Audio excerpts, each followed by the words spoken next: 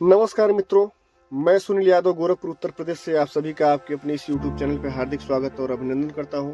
मित्रों, आज की जो कहानी है, आज की जो घटना है वह चौरी चौरा कांड से संबंधित है। जो चौरी चौरा कांड में थाना फूंकने की असली वजह क्या थी, जब आंदोलनकारियों ने 22 पुलिस वालों को जिंदा जला दिया था, क्या है इसके पीछे का सच, आइए जानते हैं। मित्रों, असहयोग आंदोलन वापस लेने के बाद 16 फरवरी 1922 को महात्मा गांधी ने एक लेख लिखा था जिसका टाइटल था चौरी चौरा का अपराध। ये लाइन उसी आर्टिकल से है। गांधी जी के मुताबिक उन्हें चौरी चौरा कांड के चलते ही असहयोग आंदोलन वापस लेना पड़ा था। गांधी जी ने इस कांड के लिए एक तरफ पुलिस वालों को जिम्मेदार ठहराया जिन्होंने भीड़ को उकसाया था, और दूसरी तरफ घटना में शामिल लोगों से खुद को पुलिस के हवाले करने को भी कहा था। आज चौरी चौरा कांड के पूरे घटनाक्रम से रूबरू करवाएंगे। वहीं चौरी चौरा, जिसे हम आप बचपन में स्कूल की छोटी कक्षाओं से सुनते ही चले आ रहे हैं, रॉलेट एक्ट का विरोध। रॉलेट एक्ट का विरोध साल 1919 से 1920 का दौर था। अंग्रेजी हुकूमत के खिलाफ गुस्सा बढ़ता जा रहा था। रॉलेट एक्ट आ गया था जिसके तहत पकड़े जाने पर बिना न्यायिक कार्रवाई के किसी को भी जेल में रखा जा सकता था। इस भेदभावपूर्ण कानून को लेकर खिलाफत और स्वदेशी जैसे मुद्दे जोर पकड़ रहे थे। लोग लामबंद हो रहे थे। कांग्रेस में भी नए युग की शुरुआत हो चुकी थी। महात्मा गांधी जी का दौर आ चुका था। इन सब के बीच अमृतसर में जलियांवाला बाग नरसंहार हो गया, जिससे पूरे देश अंग्रेजों के खिलाफ रोष में था। लोगों के इस गुस्से को भांपते हुए महात्मा गांधी जी ने कांग्रेस के सामने असहयोग आंदोलन शुरू करने का प्रस्ताव रखा। कांग्रेस ने प्रस्ताव स्वीकार कर लिया और 1 अगस्त 1920 से पूरे देश में असहयोग आंदोलन शुरू हो गया। इस आंदोलन में महात्मा गांधी जी का जोर पूरी तरह स्वदेशी अपनाने पर था। महात्मा गांधी के आह्वान पर स्टूडेंट्स ने स्कूल जाना छोड़ दिया, वकीलों ने कोर्ट कचहरी जाना छोड़ दिया, मजदूरों ने फैक्ट्रियों में काम करना बंद कर दिया, लोग विदेशी सामान का बायकॉट करने लगे। एक अनुमान के मुताबिक उस समय करीब 400 हड़तालें हुई और लगभग 70 लाख वर्किंग डेज का नुकसान हुआ था। मोटा मोटी कहें तो आंदोलन सफलतापूर्वक चल रहा था और ब्रिटिश गवर्नमेंट की नींद उड़ी हुई थी। घटना की नींव जो थी, उत्तर प्रदेश के गोरखपुर जिले में चौरी और चौरा नाम के 2 गांव थे। रेलवे के एक अधिकारी ने दोनों को मिलाकर एक किया था। जनवरी 1985 में यहाँ एक रेलवे स्टेशन की स्थापना की गई थी। इसके पहले तक वहाँ रेलवे प्लेटफार्म और माल गोदाम के अलावा चौरी चौरा नाम की कोई जगह नहीं थी। 1985 के बाद चौरा गांव में एक बाजार शुरू हुई थी। चौरा गांव के थाने से 1 मील की दूरी पर छोटकी डुमरी गांव है।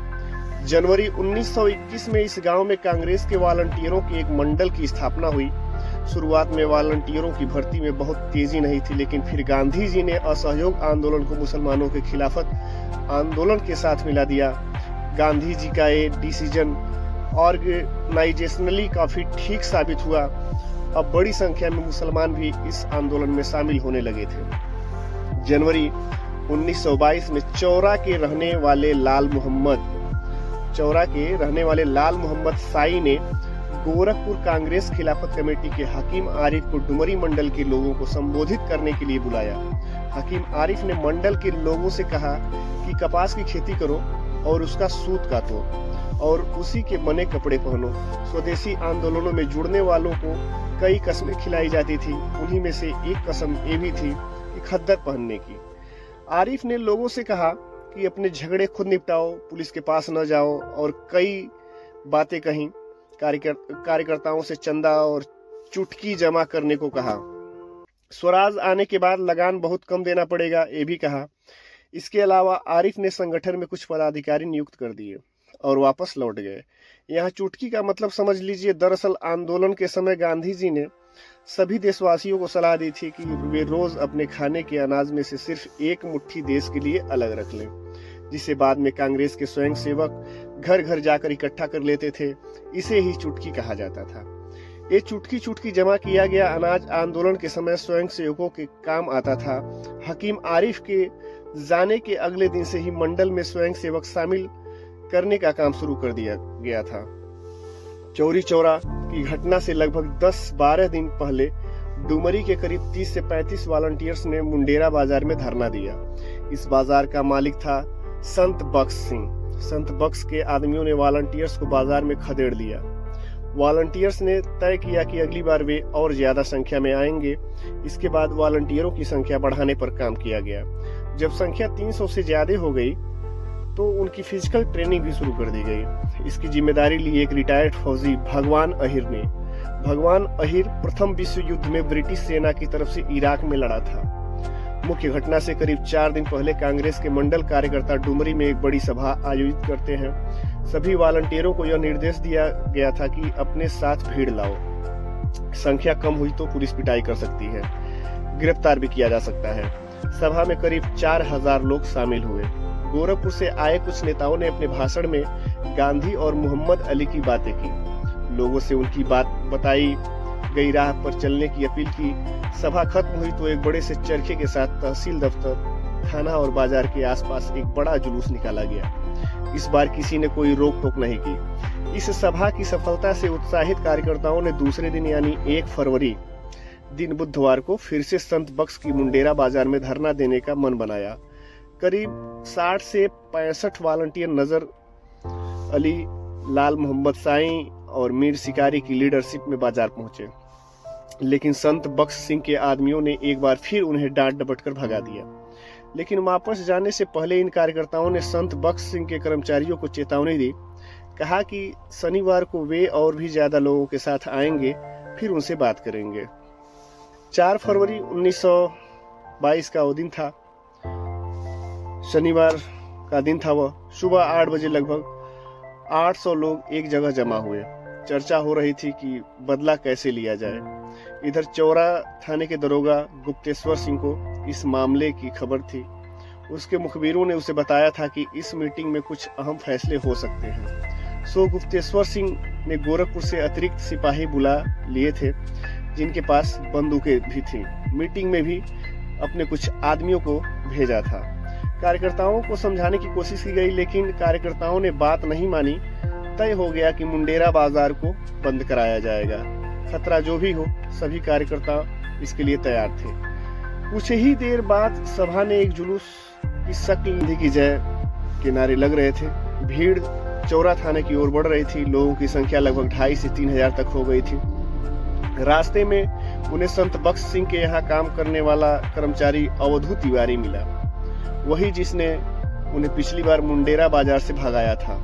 अवधू तिवारी ने इस बार पुलिस की बंदूकों का डर बताया, लेकिन जुलूस के नेताओं ने उस पर कोई ध्यान नहीं दिया और आगे बढ़ गए। दरोगा गुप्तेश्वर सिंह अपने बंदूकधारी सिपाहियों को और चौकीदारों के साथ खड़ा दिखाई दिया। नेता पहले कुछ ठिठके, लेकिन उन्हें अपने संख्या बल पर भरोसा था। आगे बढ़ लिए।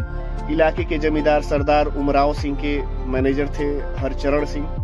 हरचरण सिंह ने पुलिस और नेताओं के बीच मध्यस्थता की कोशिश की। नेताओं ने आश्वासन दिया कि वे शांतिपूर्वक मुंडेरा बाजार चले जाएंगे। हरचरण ने दरोगा और सिपाहियों को उनके रास्ते से हटने के लिए कह दिया, लेकिन इसके बाद जैसे जैसे जुलूस आगे बढ़ा, बहुत से लोग जो भोपा और मुंडेरा की शनिवार को लगने वाली साप्ताहिक बाजारों में आए थे, वो भी जुलूस में शामिल हो गए। संख्या बहुत बढ़ गई थी। कुछ देर बाद जुलूस थाने के सामने से गुजरा। माहौल बिगड़ने की आशंका देखते हुए दरोगा ने जुलूस को अवैध मजमा घोषित कर दिया। इस पर भीड़ भड़क गई। पुलिस और भीड़ के बीच झड़प शुरू हुई।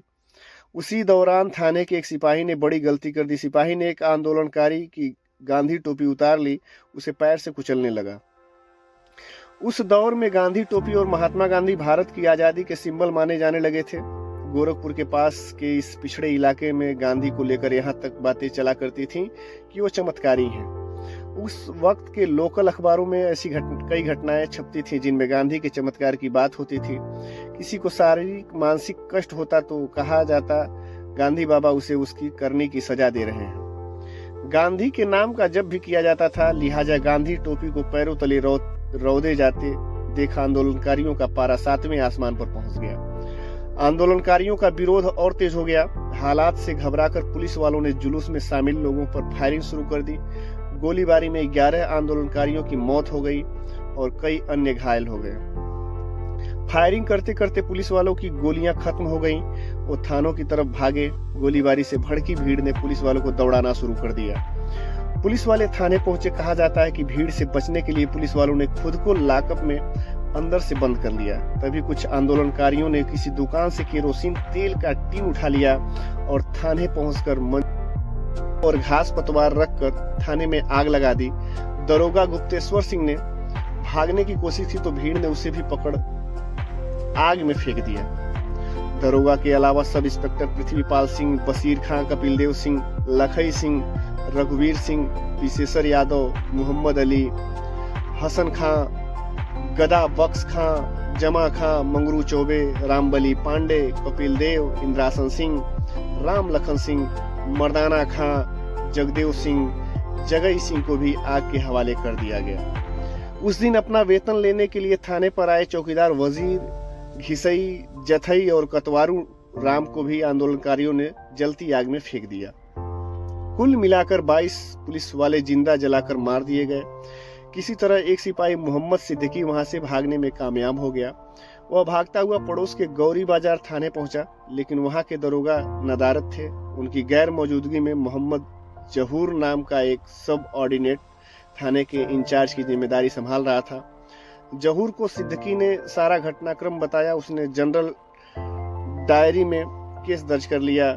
इसके बाद जहूर और सिद्दीकी पास के कुसमही रेलवे स्टेशन पर पहुंचे और वहां से गोरखपुर जिला प्रशासन को सारी घटना की सूचना दी, जिस पर आगे कार्रवाई शुरू हुई।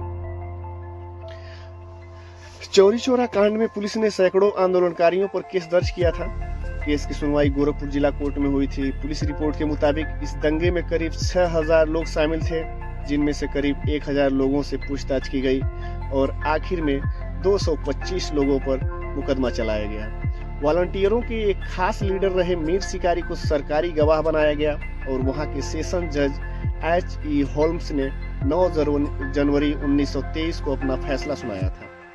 फैसले में होल्म्स ने 172 आरोपियों को फांसी की सजा सुनाई, 2 लोगों को 2 साल की कैद की सजा सुनाई और 47 आरोपियों को संदेह का लाभ देते हुए बरी कर दिया था।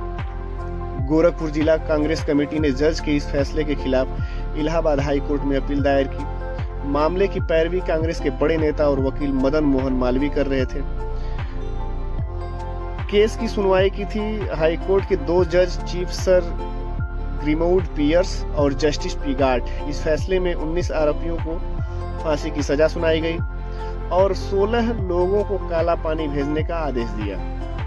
इनके अलावा बचे लोगों को भी कुछ साल की सजा दी गई, जबकि 38 लोगों को केस से बरी कर दिया गया था। गोरखपुर जिला कोर्ट ने जहां 172 आरोपियों को गुनहगार मानते हुए फांसी की सजा सुनाई थी, वहीं हाई कोर्ट ने विक्रम, दुधई, भगवान, अब्दुल्ला, कालीचरण, लाल मोहम्मद, लौटी, मादेव, मेघू अली, नजर अली, रघुवीर, रामलगन, रामरूप, रुदाली, सहदेव और संपत, श्याम सुंदर और सीताराम के लिए फांसी की सजा पर मुहर लगाई। चौरी चौरा की घटना की सूचना मिलते ही महात्मा गांधी ने असहयोग आंदोलन को स्थगित करने की घोषणा कर दी थी।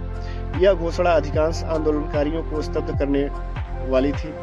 सब सोच रहे थे कि जब आंदोलन पूरे जोशो खरोश से चल रहा था, तब इसे रोकने की क्या जरूरत थी। कुछ का कहना था कि अगर आंदोलन रोकना ही है तो सिर्फ गोरखपुर के इलाके में रोक दिया जाए, पूरे देश में क्यों। लेकिन महात्मा गांधी पूर्ण अहिंसा में विश्वास करने वाले थे।